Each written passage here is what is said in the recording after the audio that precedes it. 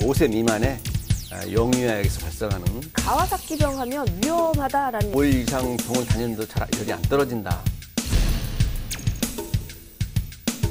눈곱이 안 껴요. 딸기열처럼 보입니다. 가와사키병을 걸릴 수 있는 어떤 유전적인 소인, 치료가 잘 돼야 합병증도 없고 애가 또 건강하게 자랄 수 있으니까요.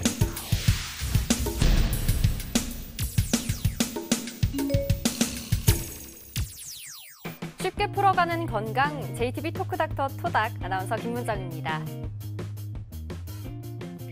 안녕하세요. 오늘 또 이렇게 뵙게 됐는데 혹시 어렸을 때 다들 아파본 경험 있으시죠?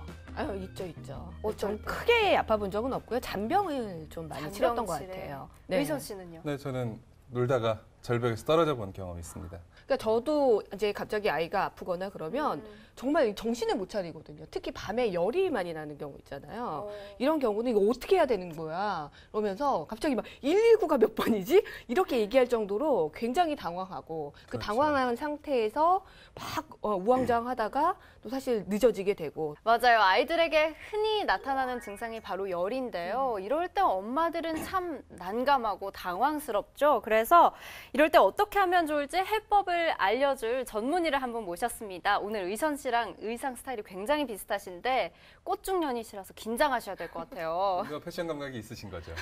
그런가요? 네. 네, 소아청소년과 전문의 이순주 선생님 모셨습니다. 선생님 안녕하세요. 안녕하세요. 소아청소년과 의사 이순주입니다.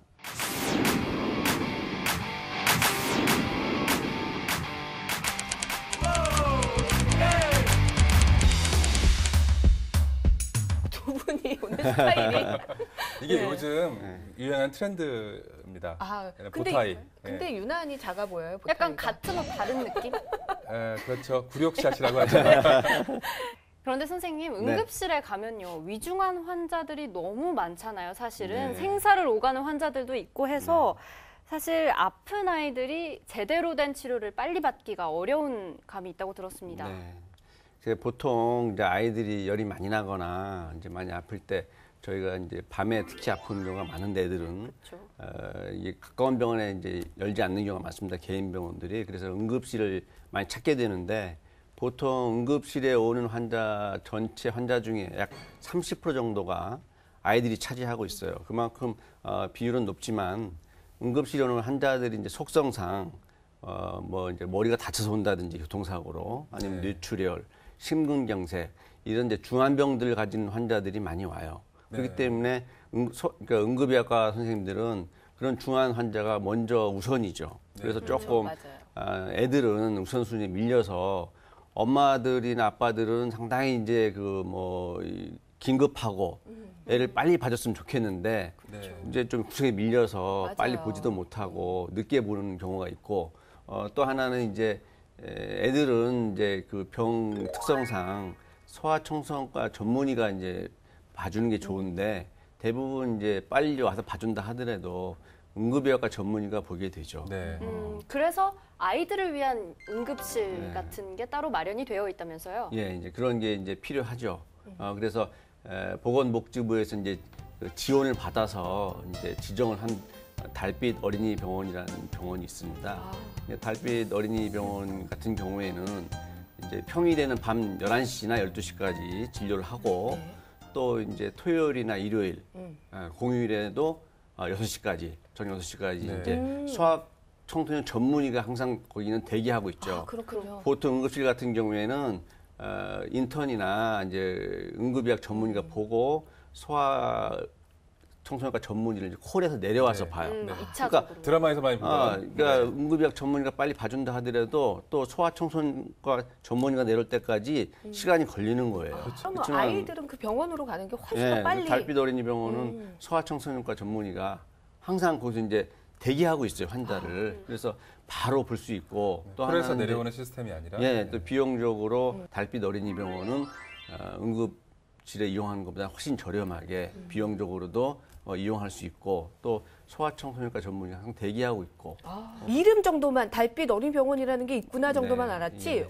어디 병원이 달빛 어린이병원으로 지정이 되어 있는지 사실 몰랐었거든요. 실제 이제 전국적으로 열 몇 개가 있는데 이제 전북에는 이제 한 군데밖에 없는 걸로 아, 알고 전라북도에는 있고 한 그래서 곳이 있군요. 또 홍보가 잘 안 되어 있고 보건복지부나 또 보건복지부가 지금은 이제 각 지자체에 이제 위임을 해서 지자체에서 선임을 하거든요. 그래서 지자체에서도 이렇게 홍보를 많이 해줘야 되는데 그런 홍보가 아직 좀 잘 안 돼 있고 또 달빛 어린이병원 숫자가 적으니까 이런 그 좋은 병원이 있음에도 불구하고 일반 그 저기 아이들을 가진 부모님들께서 아직 잘 모르시는 경우가 많습니다. 그래서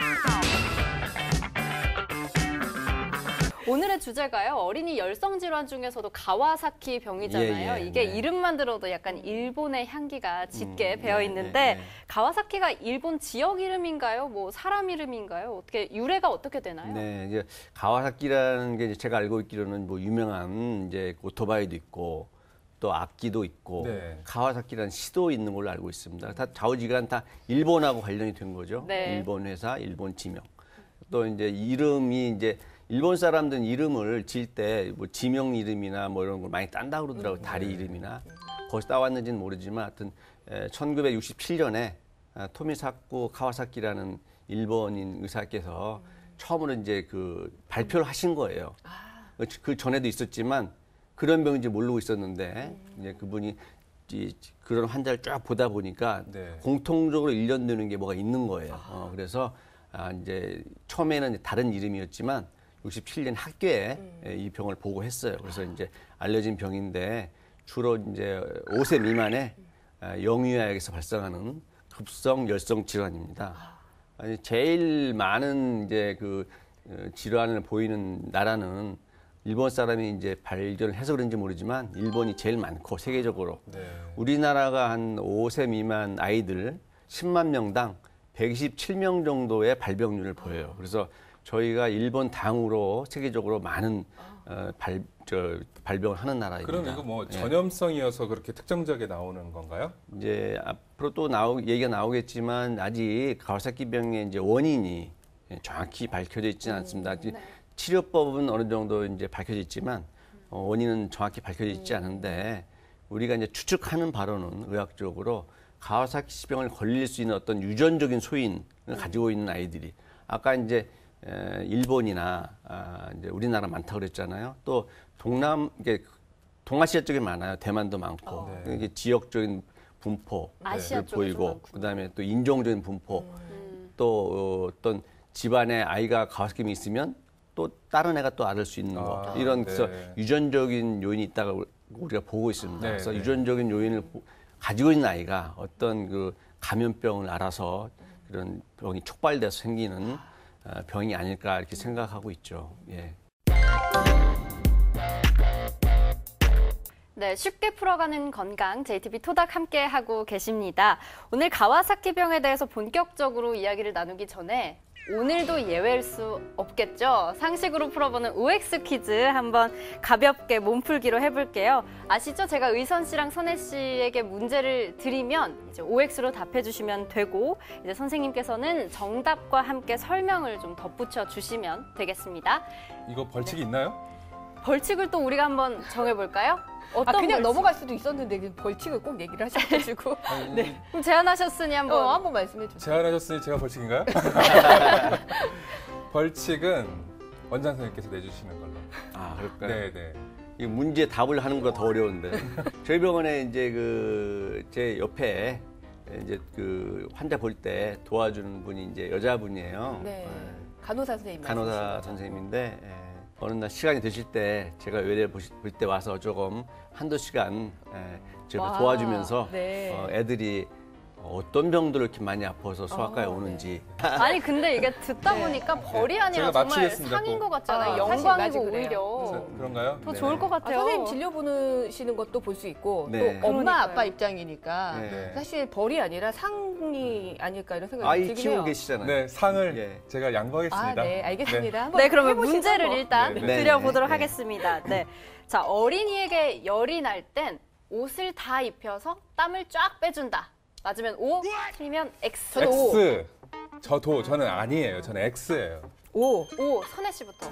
왜 그렇게 생각하셨나요? 전 사실 제가 밖에서 일을 하다 보니까 아기가 열이 났을 때, 네, 특히 이제 밤에 열이 날 때는 거의 할머니 집에 가 있었어요, 아기가. 그래서 잘 모르겠어요, 이거를. 찍은 거예요. 오. 네. 그럼 우리 의선 씨 정답이 네. 좀 합리적인지 한번 제가 들어볼까요? 의학 드라마를 9년간 시청한 그런 경력으로 열이 높으면 아이를 막 물에 씻기더라고요. 아. 네. 그래서 저는 이건 확실합니다. 이건 X입니다. X. 맞아. 근데 저도 동영상에서 아빠가 이제 애가 아프니까 같이 이제 우통을 벗고 들어가셔서 아기를 한동안 이렇게 물에 같이 이제 샤워기 이제 내려오는 거에 제가 왠지 안고 있는 틀렸을 것 모습을 또 같아요. 보기도 했었거든요. 선생님 정답은 뭔가요? 우리가 쉽게 생각을 해도 열이 많이 나는 아이한테 옷을 더 입히고 입을 덮으면 열이 더 나죠. 더 덥죠. 네. 더 더워요. 그리고 오히려 더 빠져나가기 지금 못하게. 힘들어하는 증상이 열이 많음으로 인해서 생기는 증상이기 때문에 네. 의학적으로 봤을 때는 열을 빨리 떨어뜨리는 게 애를 도와주는 방법이 되겠죠. 그럼 옷을 그래서 벗겨서. 옷을 벗기고 아니면 그래도 좀 안쓰럽다면 이렇게 가벼운 옷으로 좀 그렇군요. 입히고 이불은 안 덮는 걸로. 안 덮는 게 좋죠. 그리고 네네. 이제 이 배 정도는 빼고 미온수로 아까 얘기하셨는데 네. 의선 씨께서 얘기하셨는데 미온수로 이렇게 몸을 닦아주는 거. 그래서 체온 발산을 되도록 이렇게 도와주는 거. 그런 게 이제 좋은 방법이죠. 네, 그럼 두 번째 문제 드리겠습니다. 가와사키병은 전염된다. 맞으면 X, 틀리면 X. 선수 X인데 쳤어. 이거 선수 쳤어요, X야. 제가. 너무 X인데, 이거 아니, 그죠? 나도 안다고 하지만. 하지만 네, 옵니다.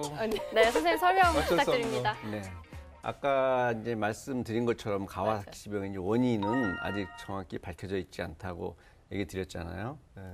그렇기 때문에 이제 어떤 경로로 병에 걸리는지 아직 정확히 모르죠. 그렇지만 이제 우리가 이렇게 환자를 치료하다 보면 가와사키병 있는 환자가 다른 환자한테 전염시키지는 않아요. 네.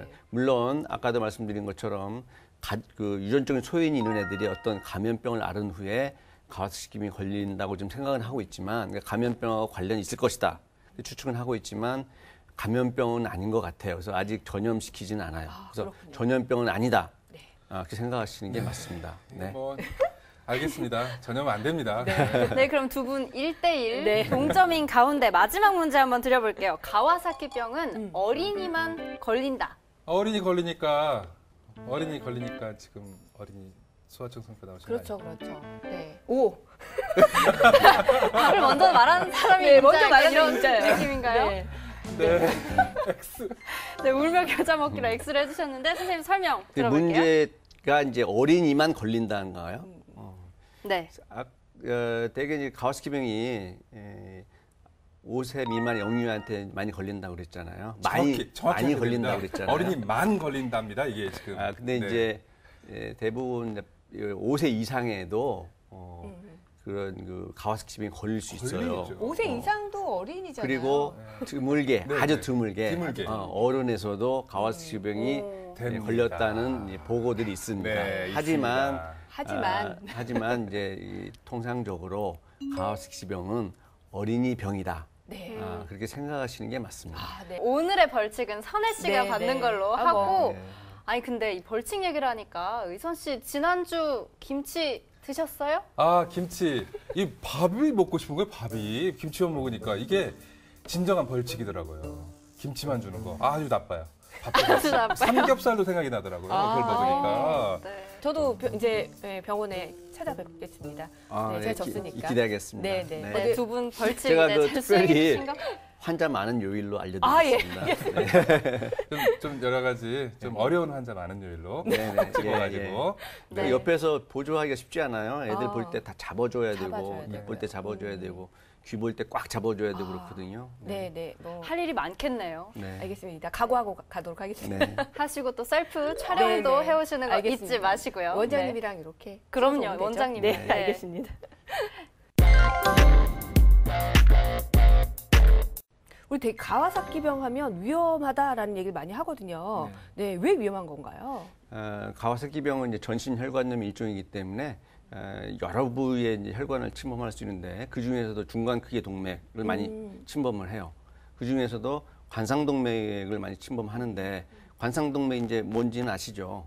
심장. 아니요, 설명해 아, 예, 잘 모르십니다. 관상동맥이라는 거는 우리가 이제 심장이라는 게 상당히 중요한 그 기관이잖아요. 심장이 멎으면 수분인의 사망을 하는 이제 중요한 장기잖아요. 네. 그 심장이 하는 일은 온 몸에 피를 통해서 조직과 산소를 공급해서 이제 그 장기들이 이제 기능을 할 수 있도록 하는 건데 그 심장도 어디선가 피를 받아야 자기가 이제 네. 그 심장 근육도 피를 네. 받아야 자기가 이제 그 기능을 할 수 있어요. 네. 네. 그 바로 심장에 피를 공급하는 혈관이 관상동맥입니다. 그래서 상당히 중요한 혈관이고 관상동맥 혈전 등으로 해서 어떤 원인으로 해서 갑자기 막히면 심근경색처럼 돼서 갑자기 급사할 수 있죠. 그래서 어린아이가. 가와사키병이 네. 아주 치명적인 경우에는 관상동맥이 막혀서 사망할 수가 아이고. 있습니다. 그러니까 그렇군요.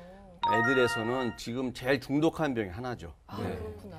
그러면 우리가 그런 가와사키 병에 걸렸다는 걸 알 수 있는 증상 중에 하나가 열이잖아요. 네네. 그럼 아이가 열이 나면 무조건 가와사키 병을 의심을 해봐야 되나요? 일단 이제 가와사키병 하면은 5일 이상 지속되는 고열 이게 이제 제일 큰 특징이고 나중에 얘기가 나오겠지만 진단 기준 중에 5일 이상의 발열, 열 나는 거는 꼭 포함이 되어야 합니다. 근데 이제 그러면 애들한테서 열 나면서 뭐 얼굴 눈이 빨개지고 입술이 빨개지고 발진 나는 병이 가와사키병밖에 없느냐? 그건 그렇지 않습니다. 이제 바이러스 질환 중에 홍역이라든지 이제 완전 뭐 홍역. 그다음에 아데노바이러스에 의한 인두 결막염, 네. 앱스타인 바 바이러스 감염, 그다음에 세균성 질환으로는 이제 성홍열, 네. 면역 질환으로는 이제 소아 급성, 그러니까 소아 저 급성 류마티스병, 뭐 네. 이런 병들이 있을 수 있어요. 그렇기 때문에 꼭 열이 난다고 해서 다 가와사키병은 아니에요. 하지만 애가 5일 이상 열 나고 열이 잘 안 떨어지고 많이 보채고 항생열소도 열이 잘 안 떨어지고 그렇고 몸에 어디 발진 나고 눈이 빨개진다, 입술이 빨개진다 이런 증상이 있으면 반드시 가와사키병을 의심해봐야 합니다. 네. 근데 저희 네, 그래서 말씀하신 증상들 중에 이제 눈에 보이는 증상들을 저희가 알기 쉽게 사진으로 한번 준비를 해봤습니다. 그래서 첫 번째가 이런 사진 나와 있어요. 빨갛게 충혈된 눈 사진인데요. 네네. 사실 우리가 열이 나면 보통 흔히 나타나는 증상이긴 한데 조금 더 자세히 설명해 주시겠어요? 되게 이제 아까도 말씀드린 것처럼 이제 가와사키병뿐만이 아니고 다른 병에서도 눈이 빨개지는 병이 많죠. 특히 이제 감기 앓으면 대부분 결막염 같이 오는 병도 많습니다. 그쵸. 그렇지만 가와사키병 때 특징적인 거는 눈곱이 안 껴요. 그리고 안에 눈 흰자, 네. 눈알이라고 그러나요? 흰자만 빨개지는 경우가 많습니다. 이렇게 눈을 까뒤집으면 안쪽에 결막 그쪽은 네, 네. 빨개지지 않고 눈에 보이는 흰자만 빨개지고 이런 눈곱이 안 낀다 이런 특징이 있죠. 네. 그렇군요. 그럼 두 번째 사진도 한번 봐볼게요. 부르튼 입술과 딸기 혀인데요. 딸기 혀? 이건 무슨 증상일까요? 이게 이제 가와사키병의 진단 기준 중에 이제 두 번째 속하는 입술이나 그다음에 이제 그 안에 인두개 쪽에 변화인데 입술이 빨개지고 뭐 부르트고 이런 게 나올 수 있고 그다음에 이제 혀가 이게 오돌토돌 빨갛게 일어납니다. 그래서 보시면 딸기혀처럼 보입니다. 정말 그렇죠. 오돌토돌하게. 한 번도 본 적이 없어요. 예, 그래서 이걸 딸기혀라고 그러고 이런 게 거의 이제 특징적인 가와사키병의 이제 그 증상 중에 하나인데 이거 역시 이거 나타난다고 해서 꼭 가와사키병은 아니에요. 성홍열 같은 경우에도 이런 딸기혀가 보일 수 있습니다. 병원에 가야겠군요. 네. 그럼요. 그러면 또 다른 증상을 한번 보겠습니다. 아이고야. 몸통에 발진이 일어났어요. 네. 이제 그 진단 기준 중에 하나가 다양한 형태의 발진이 나올 수 있어요. 네. 아까도 말씀드린 것처럼 뭐 성홍열 형태의 네. 발진도 나올 수 있고, 그 다음에 이제 그 홍역 형태의 발진도 나올 수 있고, 그 약물 부작용에 의한 발진 같은 형태를 띌 수도 있고, 그렇지만 대부분 한 가지 형태의 발진이 나오는데 좀 몸통에 많이 나오는 것으로 되어 있습니다. 네. 아유, 안타깝다.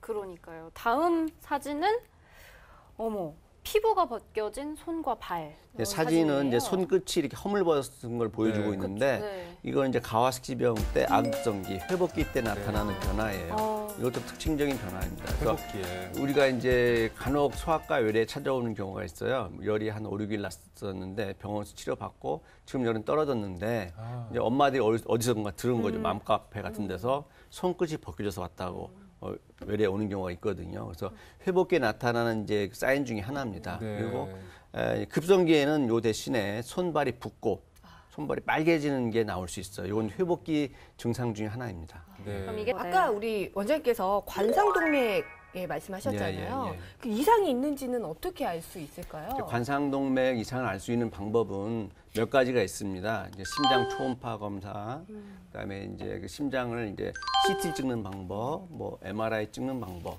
혈관 조형하는 방법 여러 가지가 있죠. 네. 그렇지만 그 중에 애한테 해를 미치지 않고 손쉽게 할 수 있는 방법이 심장 초음파 검사예요. 그래서 대부분 이제 심장 초음파 검사를 하게 되죠.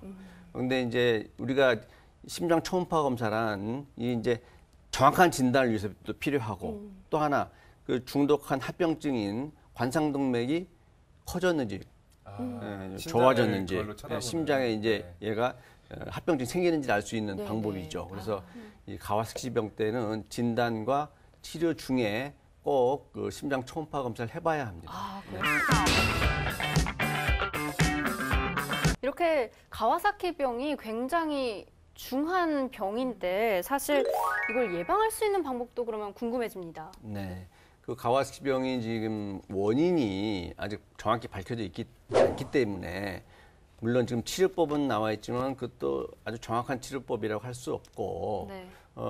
그래서 어떤 우리가 뭐 홍역이나 이런 병들 감염병들은 우리가 예방 접종을 통해서 예방하지만 아직 그 어떤 감염병으로 인해서 시작한지도 모르고 정확한 어떤 기전으로 이제 이 병이 생기는지도 모르기 때문에 아직 예방할 수 있는 방법은 없어요. 그렇지만 저희가 이제 가와사키병 뭐 학회도 만들고 전 세계적으로 가와사키병을 연구하는 학자들이 많아요. 특히 소아과, 소아심장을 이제 전공하는 사람들 중엔 그래서 앞으로는 가와사키병의 이제 정확한 원인이 밝혀질 거로 기대를 하고 정확한 원인이 밝혀진다면 예방할 수 있는 방법이 나오지 않을까 기대하고 있습니다. 네. 치료는 어떻게 하는 건가요? 모든 병이 이제 뭐 원인 증상도 중요하지만 결국은 우리가 이제 치료가 중요하죠. 치료가 잘 돼야 합병증도 없고 애가 또 건강히 자랄 수 있으니까요. 근데 이제 치료는 아직까지 나와 있는 치료 방법으로는 고농도의 이제 면역글로불린, 정맥용 면역글로불린을 주사하고 그다음에 이제 그 에스피린을 경구 복용 같이 하는 걸로 되어 있습니다. 하지만 이때 치료할 때 이제 물론 보호자들이 이렇게 뭐 이 신경 쓸 건 아니지만 치료자 입장에서 중요한 거는 발병 연락이 시작해서 10일 이전에 정맥용 면역 글로불린을 주사 받는 게 중요합니다. 네. 왜냐하면 여태까지 우리가 연구한 바로는 10일 이상 돼서 늦게 와서 정맥용 면역 글로불린을 맞지 않습니까? 네. 그러면 효과도 떨어지고 아까 그 중독한 합병증인 이 관상동맥 합병증이 많이 생기는 걸로 되어 있어요. 그래서 하여튼 애가 5일 이상 열 나고 눈 빨개지고 입술 빨개지고 뭐 이렇게 몸에 발진이 난다. 5일 이상 병원 다녔는데도 잘 열이 안 떨어진다. 그러면 근처 소아과에 빨리 가셔서 빨리 병원에 가는 게 가와사키병인지 아닌지 봐서 치료가 늦어지지 않도록 하는 게 중요하겠습니다. 선생님 마지막으로요. 우리 아이들 건강하게 키우기 위한 당부 말씀 좀 부탁드릴게요. 저도 뭐 우리 아이들을 이렇게 건강하게 키웠는지 잘 모르기 때문에 이런 질문을 받으면 상당히 어렵습니다. 하지만 이제 애들 우리가 추천할 수 있는 방법으로는 아이들이 아직도 이렇게 전염병이 많고 감염병이 많기 때문에 제 나이에 맞춰서 제때 예방접종을 맞춰서 우리가 예방할 수 있는 병은 미리 예방을 하고 또한 그 아이들도 어른들처럼 감기가 만병의 근원이에요. 감기로부터 시작해서 축농증 앓죠, 폐렴 앓죠. 그렇기 때문에 감기 예방하는 게 또 아이의 건강을 지키는 데 중요하죠. 그래서 외부에 나갔다 오면 꼭 손발 잘 씻기고 양치질 시키고 그다음에 이런 그 감기라든지 또 유행병 특히 애들은 거의 유행하는 병이 많습니다. 그래서 유행할 때는 아이들이 많은데 놀러 가지 않고 또 하나는 제가 이런 얘기를 하면 어린이집 원장님들한테 욕을 먹을지 모르지만 어떤 뭐 수족구병이라든지 어떤 로타 바이러스 장염이라든지 이런 병들이 유행할 때는 어린이집을 좀 며칠 쉬는 것도 한 가지 방법이 되겠습니다. 쉬니까. 네. 엄마들이 힘들어요, 엄마들. 네, 오늘은 소아청소년과 이순주 선생님과 함께 가와사키병에 대해서 알아봤습니다. 이 건강하게만 자라다오라는 말처럼 모든 아이들이 씩씩하고 튼튼하게 자랄 수 있었으면 좋겠습니다. 네, 쉽게 풀어가는 건강 JTB 토닥 오늘은 여기까지입니다. 다음 시간에도 저희는 더 알찬 내용으로 여러분 찾아뵙도록 하겠습니다. 고맙습니다.